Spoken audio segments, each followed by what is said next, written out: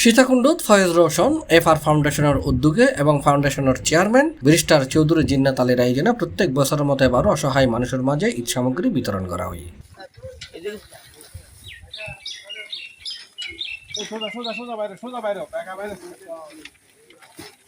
March 28 তারিখ উপজেলার সলিমপুর, বারাবকুণ্ড, মুরাদপুর, সৈয়দপুরের বিভিন্ন এলাকাত প্রায় 1000 মানুষের মাঝে এই ঈদ উপহার বিতরণ করা হয়।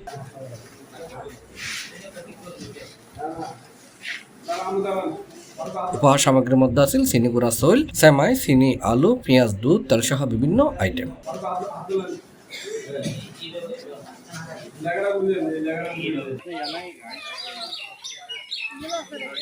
এফআর ফাউন্ডেশনের পক্ষে ট্রাস্টি চৌধুরী শওকত আলী এই ঈদ সামগ্রী বিতরণ করছে। এই প্রোগ্রামের আর্থিক সহায়তা করছে BRAC bank, city bank, mutual trust bank এবং প্রাইম ব্যাংক।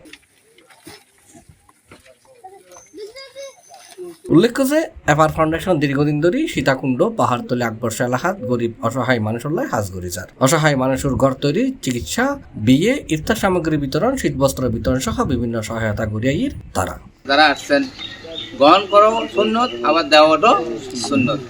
এই জন্য আমরা সকলেই ওনাদের জন্য দোয়া করব, ভবিষ্যতে যাতে আরো সুন্দর করে ওনারা আয়োজন করতে পারে।